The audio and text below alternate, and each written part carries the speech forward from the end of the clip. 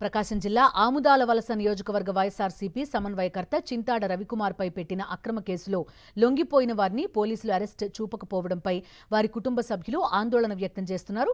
గత నెల అంపోలు జైల్లో ఉన్న మాజీ మంత్రి సీదిరి అప్పలరాజును పరామర్శించడానికి మాజీ ముఖ్యమంత్రి వైఎస్ జగన్మోహన్ రెడ్డి అక్కడికి వెళ్లారు.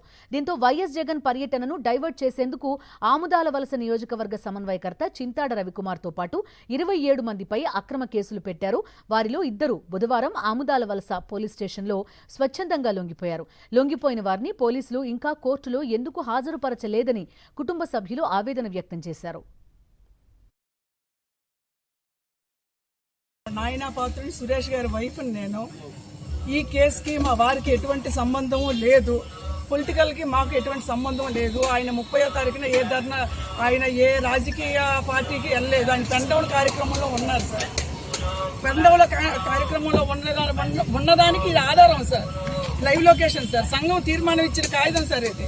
ఆయన పెండౌన్లో 30వ తారీఖున అదే టైంలో ఆయన ఉన్నారు సార్. అక్కడ కోర్టులో ఆయన సరెండర్ అవ్వడానికి వస్తే అక్రమంగా పోలీస్ స్టేషన్ అక్కడి నుంచి తీసుకొచ్చి పోలీసులు అక్కడి నుంచి తీసుకొచ్చి రిమాండ్ పంపిస్తానమ్మా నీకు ఎందుకని చెప్పేసి ఇప్పటి వరకు మా వారిని చూపించట్లేదు సార్. 24 గంటలు దాటిపోయినాక ఇంక మరి 6 అవర్స్ నైర్లో అయిపోతుంది. అయినప్పటికీ అతన్ని ఇల్లీగల్ కస్టడీ. కాన్స్టిట్యూషన్ ఏమైనా పోలీసులకు సపరేట్గా పవర్స్ ఇచ్చిందా? What is the constitution powers gave to the police? 24 hours with in the 24 hours article 22 clause 2 or BNS 57 or ఇప్పుడు ఏదైతే సరే చట్ట ప్రకారమే వాళ్ళు యాక్ట్ చేయాలి తప్ప పర్సనల్గా తీసుకోకూడదు ఎప్పుడు కూడా.